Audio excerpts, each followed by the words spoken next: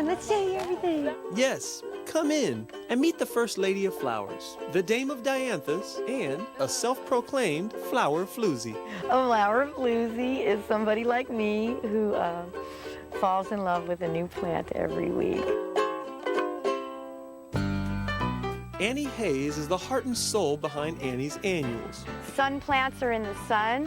It's a nursery that started in her own backyard and is now nestled among city streets and warehouses in Richmond, California. But don't let the urban setting fool you. This is a one-stop shop for nature at its finest. That was a dianthus that appeared from a seedling in like the 1400s. You can see it in the old Dutch paintings. And somebody kept it alive. Hard to find, exotic, and old world annuals and perennials with names like Mrs. Chimalee, Kiss Me Over the Garden Gate, and Pincushion Flower are what makes this place unique. And get this, everything here starts from a seed. Oh, I love seeds so much. I just think they're so magical that in this little tiny dot, there's all this amazing information, more than we even know, I think. What Annie does know is how to get a gorgeous garden. It starts with self-sowing plants and other old-fashioned methods that in the ever-changing nursery world are surprising. We don't want you to buy plants in bloom. In fact, her plants are flower-free. Annie uses the demonstration garden to show what's possible. But when you buy the plants, they're in the pre-bloom state with a sign and a description showing what's to come. If you plant a plant in its green state while it's small, either from a 6-pack or a 4-inch pot, and you let it grow in good soil, of course, and it gets its big roots down first, and then it puts out lots of healthy foliage, it's going to bloom so much more. Speaking of size, Annie prides herself on keeping plants the way that nature intended them, while many retail outlets are using growth-regulating hormones to keep plants looking good in the store. Fancy hybrids that have been bred to be shorter and shorter and shorter, so you have marigolds blooming at 2 inches tall. And once you get home, those hormones stick around and inhibit growth. People get discouraged in gardening. They think it's their fault. They'll feed it, they'll do everything to it, and the plant won't grow. It's not their fault. It's that they've been sprayed to remain small and to extend shelf life. Hormone-free and going green is the start to a grand garden, but to make it shine, there's something else. The key to a spectacular garden is always the soil. Mix in lots of compost. The soil should be soft. The roots of the plants need air. They need places to move out into. Look at those, there's a couple little yellow leaves on there. I go, well, that could really use a little boost, a little support.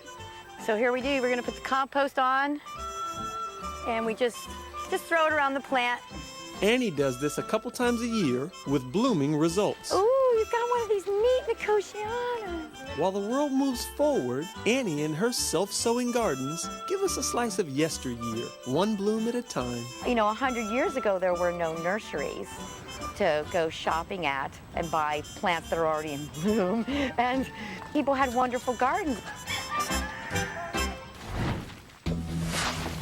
Up next, palms. They aren't just for Miami anymore. This is the canary palm. It's hardy to probably about 10, 15 degrees.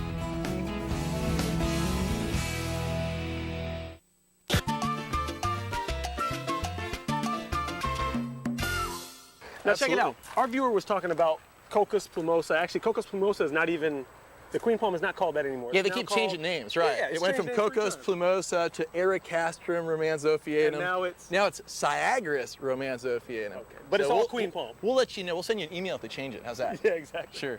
That is a very common palm. I mean, you know, they're very neat and everyone likes them. Right. But I want to talk about some other hardier type of palms. 'Cause I know there's a lot out there, right? Yeah. Queen palm will only grow in the warmer parts, maybe 25 degrees minimum temperature. Okay. There's a lot of other palms out there that'll handle a lot colder than that. Get up in the extremities of the lower 48s. So introduce me to them, palm man. Yeah, right. So this is probably one of the most common of the hardier palms. This is the windmill palm from the Himalayas. And it's got this beautiful kind of hairy trunk and dark green frond. That's actually always the way that I know this palm is because Yes. it's got all this. Looks like Right. burlap or something. This actually protects it from the cold. This is hardy to what? How About cold? 10 degrees. Wow. And this is something you can usually find just about anywhere. Any nursery's going to have this. Yeah, they're pretty common. Let me tell you about something real special. This is the needle palm, which is very similar in structure to the windmill Almost palm. identical. It's the hardiest palm in the world, Rhopidophyllum hystrix. And it basically is like this palm, except it gets multiple trunks and it's a little lower, more of a wow. bush palm. It's hardy to negative 10 degrees. This is the canary palm from the Canary Islands off of Spain. It's hardy to probably about 10, 15 degrees. Okay. Let me show you the absolute coolest palm in the world, which is the hardiest feather type palm, Jubea chilensis, the Oh, I've heard of Chilean this one. wine palm. It's on the endangered species list. Wow. These are great palms.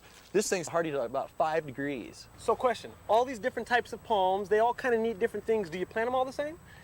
Yeah, pretty much the same way, you know. You just dig a hole, we can go try one. You got one here that we can try? Yeah, Get we the can right do a little, size? let's do that. Let me show you how to do it, come on. Do we want to dig a real wide hole or do we want it nice, like a nice tight cylinder?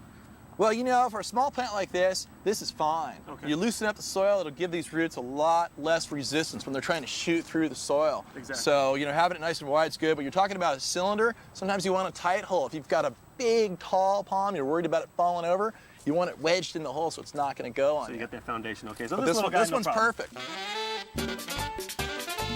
We're going to sprinkle a little bit of palm fertilizer. You can mix it into the soil, but this palm fertilizer, it's actually activated as you water the plant, and the water will take it down to the root system. And then, of deal. course, you know, keep it wet till it's established. Okay, now let's talk about the other side of this. We've got it planted, it's gonna go on and grow, and then it's gonna do what we see all these other palm trees doing. What's It's gonna that? have all these dead fronds hanging off it that just Yeah. look really sloppy. That can happen, you know? I mean, palms are kind of like people, you know? They kind of need to have a little bit of grooming, you know? You wouldn't look so good if you didn't shave, right? Ahmed, I'd like you to meet Ahmed, Ahmed? a Mediterranean fan palm. Ah. We call him Ahmed for short at the nursery. Gary, you got jokes, don't You know, they're just coming all different directions, aren't they? Yeah, so what do you think? You like this tree? Is it really a tree? I mean, it looks like a shrub. You know, it's not really a tree right now, it's a big bush. But eventually, 20, 30 years, it turns into a big tree. And you can either let it stay a bush, Okay. use it as a privacy screen or whatever you want to use a bush for. But the coolest thing about this plant, multi-trunking, just like the needle palm I was talking about earlier. What you can do is get down there and trim out a bunch of the palm and create this amazing artistic leaning trunk masterpiece. Why do I have a feeling you're putting me to work again? Are you sure there's only 5 trunks in here? Right now we're creating the structure. Then it's a matter of maintaining the structure. Exactly. Cutting off the babies that sprout up that want to try to take over the plant. We're Voila. pretty much done with it, I think. I What do like you think? it. You like it? Now, how hardy is this little one? This one's hardy to 5 degrees. It's another one of the hardiest wow. palms. Thanks for the info, Gary. Sure. Let's Thanks get out for of here. having me out. Let's go clean up the mess. Let's go get a rake and clean up this mess. Yeah, also. we gotta clean it. Coming up, one Italian gardener's secret to growing killer tomatoes. Welcome to my Italian garden. Being Italian, I use a lot of tomatoes and basil in my cooking. And one fact that a lot of people don't realize is that tomatoes are the only plant that will root from their stem. So I buy taller tomato plants and I plant them deep, about 9 inches deep, and just leave a small part sticking out of the ground. This will give you a larger, stronger root system and give you stronger plants that are more wind resistant and produce many healthy, tasty tomatoes. See, help can come from anywhere, even your pets. Now, Annie Hayes of Annie's Annuals got one of her best growing tips from her cat Jupiter 15 years ago. When she was first starting her flats of seeds, she noticed that the cat walked across her flats, leaving little tracks in the soil. Now, despite the tracks, she just kept on watering her flats, and she noticed that the only places that the seeds popped up were in the kitty cat footprints. And that's where she learned her lesson about tamping down the soil after planting. So don't be afraid to ask. Come on down to a nursery just like this one and fire off some questions. Whether it's seed or sod, hey, someday you'll be able to share that knowledge with someone else, or maybe even host your own show.